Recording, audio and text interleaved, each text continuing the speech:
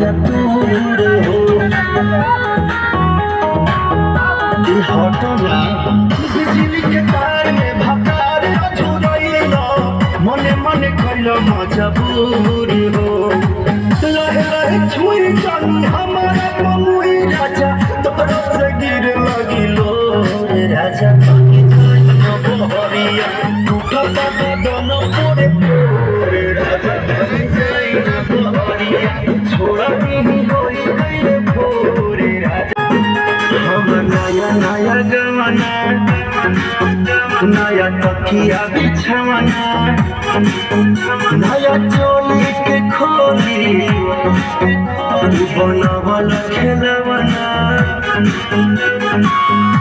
जा नाश कर देला हमर नया नया जमाना नया तकिया बिछावना नया चोली के खोली बनावल खेलवना